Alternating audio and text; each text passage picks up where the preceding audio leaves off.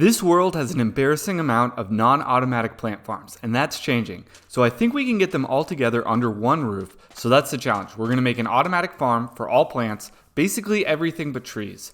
So we're next to the Guardian farm, and we're on this tiny flower forest island, and that will make more sense later. But yeah, enough talk, let's get building. We have the main platform down, so I've roughed in some spots where I think stuff will go, but we have the basic shape, and believe it or not, I think we can get them all down here on this. And what's more impressive than one platform? That's right, 2 platforms.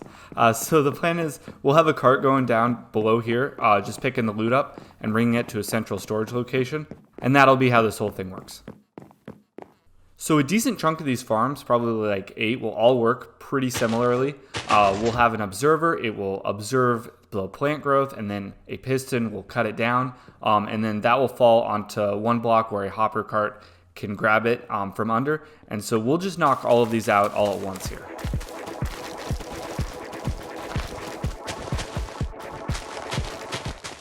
First, kind of different farm here. So first off, I thought they could only grow in the dark, but actually mushrooms can grow on mycelium or podzol. We can't use observers on things that are only one block because when you clear it, the observer will get stuck in a loop and essentially just turn into a clock and be completely useless. So we'll have to do something different. So once per day, we'll trigger water to knock these guys off and then be harvested. So light sensor to quick pulse to hopper clock, which is more than I thought it would be. But yeah, it works great. And then we just have red mushrooms here on the other side. Yeah, I'll scoop the loop here, but this concludes the passive automatic farms. And after this, we'll have automatic farms that we turn on and quickly generate loot of some kind, but that will be like an as we need it basis. These won't be farms that are just always on in the background. We have the nether fungus farms. So fun fact, these will actually grow on normal grass as long as the block you bone meal is the respective netherrack.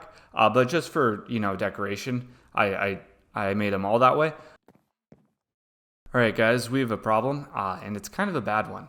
So I noticed this thing was only spitting out orange tulips, and the whole reason we went to this island was for the flowers that can automatically be made here. But unfortunately, that's not quite that simple. So each block in the flower forest biome can only produce one flower type, which is kind of a deal. Yeah, I'm not sure what to do right now, but why do today what you can figure out tomorrow? So I think we're just going to keep going, and I think we'll actually even keep this because we do want a grass seed farm. But yeah, we'll have to keep that in mind for how we want to finish it and get all the flowers that we need. Back on track, and things are going our way with the sea pickle farm. So bone meal the sea pickle, and new ones will grow on coral, and then break when the piston moves the coral. And then the coral needs water or it'll dry out.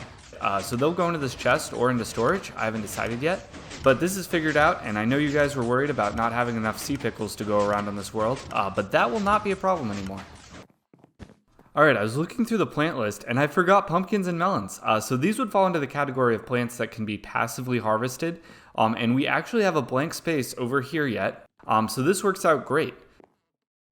Alright, so I had to skip ahead a little bit because I made something but didn't realize it didn't work for a while, but here it is. They'll grow up. They need to expand to dirt, and they'll need the proper light level. They have that now, and then just like the mushroom farm, once per day this will just pop up, and then the hopper cart will collect what falls. All right, next up is a bunch of stuff that can all be bone mealed for automatic or semi-automatic farming. So these first 5 are fully automatic: peony, lilac, rose, sunflower, pink petals. So these will just continuously pump out duplicates as long as they're being fed bone meal.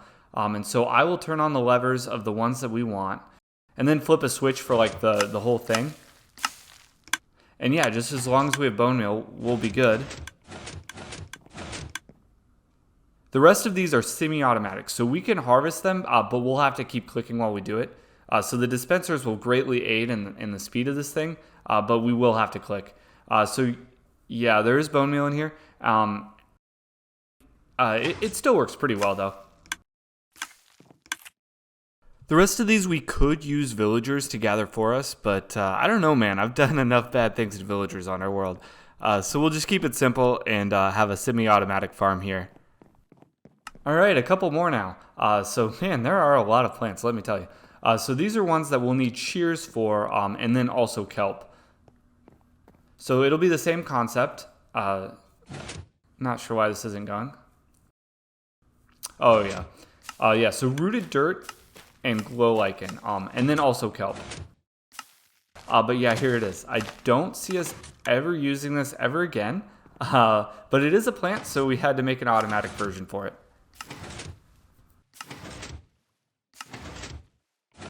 All right, we have knocked out the majority of the plants, and I think it would actually be best to design the facade now, because I'm not sure how the rest will fit in, and I think like shaping this thing will then dictate how we want the rest of everything to come together. And so as far as material palette, I think we basically already have it. So I started with quartz as a nice background for plants, and then obviously glass as well. And I am a birch addict. I struggle to not use it at basically every time we want like a light color scheme. So we're using that. And then because we're doing plants, I think it would be great to have like a nice dark green terracotta. So we'll use all of those, and we'll come up with something here. And just like that, we have the first pass of our facade.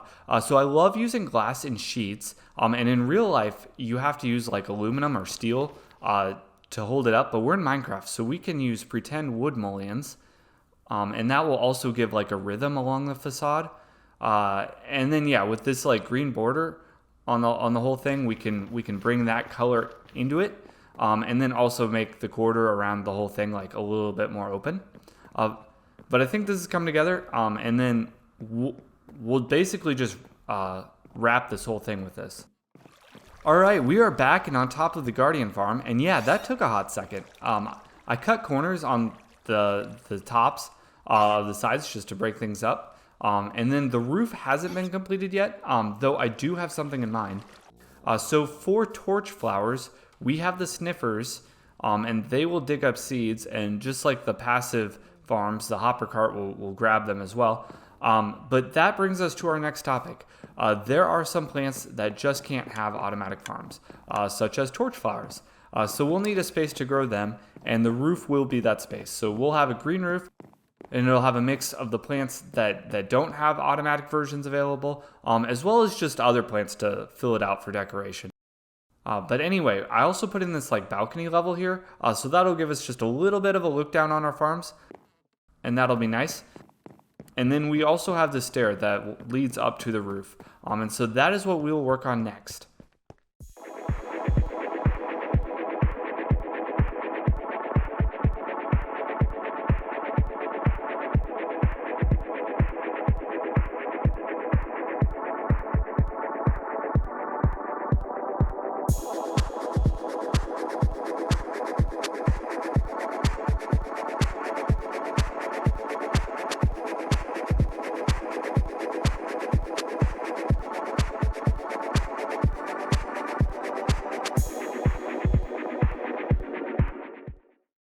The green roof is complete, and this is perfect for those pesky plants that you can't automate, namely chorus plants and the netherwort, and also the torchflower plants. I'm not sure why all of these ended up being the same one and not the red one, but yeah. So then all of the other plants down here are like we already have farms of, but they're just here for decoration, make this place look nice and such. So down here I put the vines. Now I think you should be able to bone meal them, but you know, that's just my opinion. But anyway, I love seeing the roof from below. It's like this really cool worm's eye view. But anyway, now we gotta figure out the flowers, and that's gonna be a tricky one. So we have another flower forest island that's really close, and we can actually use that. And the fun fact is the flower pattern will always be the same, so long as the coordinates are the same. And so I made a copy of this world and went into creative, and here we can find like the flower pattern that we'll eventually make a farm for. So basically, the way that this system works is the grass will be replaced, and then eventually a dispenser will spawn a flower. We'll be able to see the flower, and then we'll be able to identify the pattern, and then from there we can determine where our farms will be. And then the other thing to note is the pattern actually changes in the Y direction. So we'll do this a bunch of different times, and we'll probably have to go up to different heights to get all of them. There's like 7, I believe. So that'll be a little bit of a pain, but we'll figure it out, and we can figure it out here in a much more convenient setting than our legitimate world. Guys, these patterns are huge, and it took me a bunch of levels, but we have something perfect here. So from left to right, we found every single flower that the forest offers. So we can build a long strip here and get them all in one fell swoop. And even better, it turns to beach at the end, so we can get dandelions and poppies too. I'm so happy that we don't have to get like each one at like a different height. This will actually work out super well. And just like that, we have something. So we have a clock going, and then it just bone meals and then sweeps everything off. And some of it doesn't get hit with the first wave, but the next wave will carry it up and over. Man, the build was really quick, and honestly, it took way longer to figure out the coordinates of where this would be in the creative world, and then even how like to find the patterns. All the brain damage needed to do that. But yeah, this is awesome, and we'll actually use this a lot because these flowers offer a very convenient source for dyes. So anytime we need a dye, we can just come here and grab some flowers. Unfortunately, there is one flower that only grows in the swamp. Did not know that before this started, so that's why we are here. And then I thought it'd be funny just to put it in the water, but really embrace the whole swamp atmosphere. But yeah, we now have the Lily of the Valley. So this leaves the moss farm. So this is a bit of an unorthodox setup here, but I didn't look up the design, and I think that's what counts, right? I don't know. And it would need lava for like the stone, because you need like a stone generator as part of this. And I'm like afraid of like accidentally burning down our building. Basically, the way that's why we're here. That's why we're just on this island. So yeah, we're on the same island as the flower bar, and our home spot is right over there. And speaking of, the track and storage room are laid in, and it is live. All right, so this is the stairway down to the central storage room. And you can see I've already harvested a lot of glowberries automatically for decoration here. So yeah, down here we have the automatic storage for everything. It has extra hoppers for overflow protection. There may have been a simpler way to do this, probably, definitely, but it definitely adds to the grandeur of the space. And I'm really happy with this.